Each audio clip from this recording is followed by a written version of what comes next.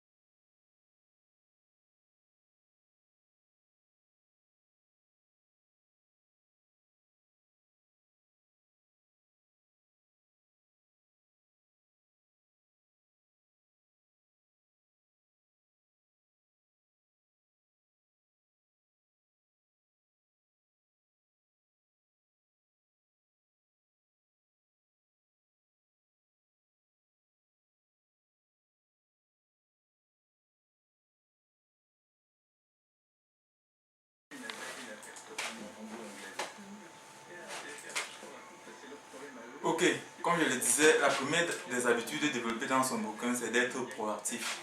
Voilà. Proactif, en fait, il s'agit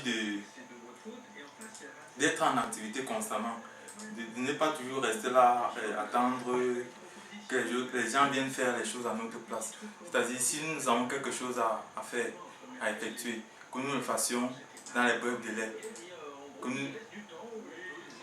nous bannissons en fait la procrastination, et puis remettre à demain ce que nous pouvons faire là, maintenant. Oui.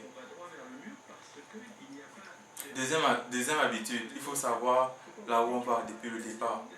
Voilà. Il s'agit en fait de dire quoi? Vous savez, il y a plusieurs personnes qui s'engagent dans plusieurs domaines, mais n'ont pas de but précis.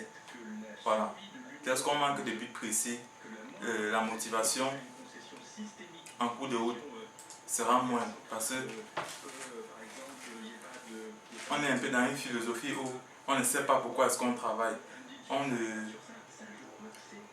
ne vise pas grand, on n'a pas un point final. Voilà. Donc, c'est dans cette mesure-là où il nous demande de vraiment savoir là où nous partons. Donc, c'est un peu ça.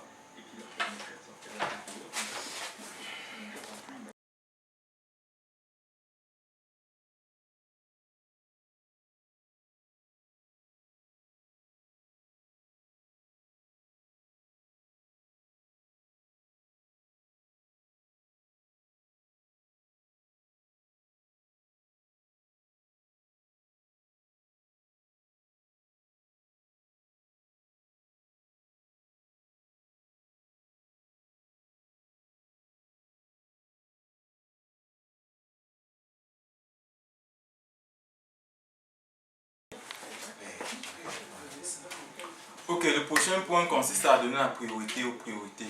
Voilà, c'est-à-dire il faut organiser ses tâches. Les tâches les plus essentielles doivent être faites bien avant. Les tâches secondaires doivent être faites un peu plus en arrière. Voilà. Donc, se focaliser sur les points que vous sentez que ça aura un impact beaucoup plus positif dans le long terme. Voilà.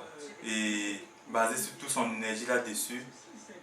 Voilà. Supposons par exemple que vous vous levez un matin et que vous avez pour objectif premier d'écrire par exemple un livre. Voilà. Et pour second objectif, peut-être d'aller visiter un ami. Vous voyez que écrire le livre dont vous avez un projet sera d'abord la première des choses qui va vous venir en tête. Voilà, donc c'est d'abord là sur lequel vous allez, c'est d'abord la première des choses à laquelle vous allez vous focaliser. Oui. Vous pouvez par exemple prendre un temps de faire d'écrire même 5 mots. Bon, 5 mots c'est trop petit, disons même 500 mots. Oui. Et bien après, maintenant, vous pouvez voir si vous pouvez aller rendre visite à votre camarade comme promis.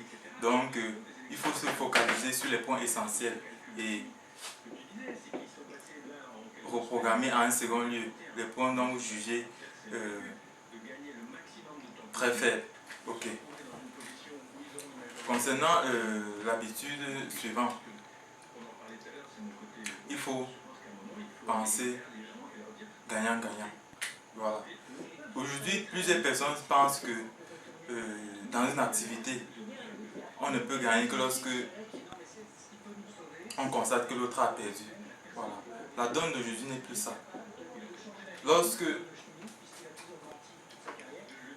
vous êtes en train d'entreprendre quelque chose avec un partenaire, la meilleure des façons, c'est de penser 50-50, c'est-à-dire dans l'affaire que vous êtes en train d'avoir avec lui.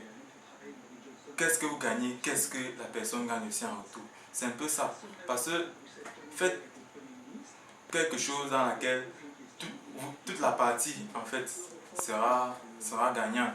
Que personne ne soit dans un compromis ou bien dans un dilemme particulier. Donc, faire en telle sorte que si vous avez gagné, que celui qui est en face de vous ait aussi gagné. Donc, c'est l'une des stratégies que Stephen Covey promet dans son fameux livre. Ok, bon, prochaine habitude. Voilà. C'est l'une des habitudes qui m'a beaucoup intéressé et très essentielle dans son livre. Il dit quoi? Il faut d'abord chercher à comprendre l'autre et ensuite à être compris. Voilà. De nos jours, dans plusieurs conversations, lorsque vous regardez même plusieurs débats télévisés, il y a certaines personnes qui ne supportent pas la pression venant de l'autre. C'est-à-dire, lorsque par exemple son interlocuteur est en train de défendre son point de vue, voilà. Au lieu de le laisser aller jusqu'au bout, donc soutenir sa thèse jusqu'à la fin, finalement on voit que ces gens-là coupent l'interlocuteur en cours de route. Et ça donne parfois certaines tournures non satisfaisantes au débat en question. Donc, la meilleure optique dont Stephen Covey promeut, c'est quoi? C'est-à-dire donner la possibilité à l'autre de pouvoir s'exprimer, de laisser développer sa thèse et ne réagir qu'en fin de sa pensée. Donc, c'est un peu ça. Et la meilleure des choses dans ça, c'est que lorsque vous êtes dans cette optique-là, vous vous rendez compte que la synergie avec votre collaborateur est beaucoup plus fiable. Du coup, les gens ont tendance à vouloir cohabiter avec vous, partager avec vous et avancer avec vous. Vraiment, c'est vraiment quelque chose à très encourager pour ceux qui désirent évoluer dans leur développement propre et aussi dans la façon de cohabiter avec les gens. Ok, bon, la sixième habitude du livre qui m'a aussi beaucoup intéressé, il s'agit en fait de faire quoi? Bon, il s'agit en fait de profiter de la synergie. Oui. Vous savez, de nos jours, on est dans un monde ouvert, un monde dans lequel c'est difficile d'entreprendre seul, c'est difficile de faire carrière seul. Voilà, c'est dans cette mesure où, lorsque vous créez par exemple votre structure, vous avez besoin des collaborateurs, vous avez besoin du gouvernement, vous avez besoin du banquier, vous avez besoin de l'homme politique, vous avez besoin de la clientèle, vous avez besoin des employés. Tout ça pour faire évoluer votre structure. Voilà. Donc la synergie est vraiment très puissante pour réussir dans ce que l'on entreprend. Dans tous les cas, de nos jours, les expériences ont démontré qu'il est très difficile parfois de pouvoir terminer un travail seul. Généralement, on a besoin de l'aide du voisin ou bien de quelqu'un qui a des connaissances beaucoup plus élevées que nous pour pouvoir aboutir à une finalité vraiment concrète. Voilà. Bon, il est bien vrai, certains ont dit que la synergie, en quelque sorte, c'est tricher. Non, ce n'est pas tricher. Dans le monde de l'investissement, synergiser, en fait, signifie quoi? Coopérer, c'est-à-dire on coopère avec ceux qui sont en face de nous. C'est différent de tricher parce que quand l'école un peu interprète la synergie très mal. Voilà. À l'école, on nous dit, lorsque nous travaillons en groupe, nous travaillons en groupe, c'est la tricherie en fait. Nous sommes en train de tricher, mais pourtant, dans la vraie vie, ce n'est pas ça. En entreprise, on est amené à travailler avec les gens. Voilà. On coopère avec les gens, on synergise avec notre entourage. Donc, lorsque vous regardez un peu le système éducatif et le monde de l'entrepreneuriat, ce sont des termes qui sont un peu opposés. Voilà. Mais Stephen Covey promet la synergie dans le but d'accomplir de grandes choses, dans le but de créer de nouvelles choses. Ok. Bon. Le dernier point défendu par Stephen Covey dans son fameux livre, en fait, il s'agit de déguiser ses facultés. Pour cela, il prend une métaphore qui m'a vraiment beaucoup inspiré. C'est-à-dire quoi? Il se balade en forêt et rencontre un jeune homme qui est en train de scier un arbre. Premièrement, il constate que la scie du jeune homme n'est pas bien tranchante. Voilà. Qu'est-ce qui se passe? Il suggère au jeune homme d'aiguiser d'abord sa scie afin de couper cet arbre-là.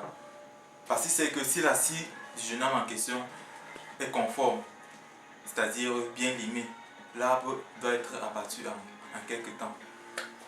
Mais le jeune homme lui fait comprendre qu'il est beaucoup trop occupé à couper son arbre que de prendre le temps d'aiguiser sa scie. Donc, chose vraiment très ignorante. Donc, c'est-à-dire que c'est vraiment de l'ignorance envers celui-là. Donc, comme vous dites quoi, il faut prendre le temps de bien aiguiser ses facultés. Voilà. C'est-à-dire quoi, quand on dit aiguiser ses facultés, c'est-à-dire si peut-être que vous évoluez dans le domaine du numérique, il faut vous former dans le numérique. Si vous évoluez par exemple dans le domaine médical, formez-vous en médecine. Si vous évoluez par exemple dans le coaching, formez-vous en coaching. Si vous évoluez dans le monde de la vente, du commerce, de la bourse, du transport, il faut vous former là dans ce domaine pour avoir des connaissances solides qui vont vous permettre ensuite de pouvoir déployer ça sur le terrain. Voilà. Donc, lorsqu'on analyse tous ces points-là, on se rend compte que le sixième point, le septième point, autant pour moi, est le point le plus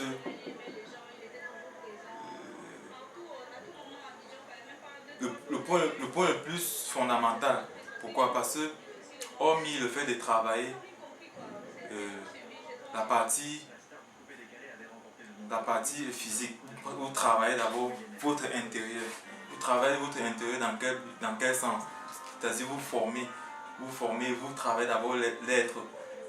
Voilà. En pratiquant par exemple la méditation,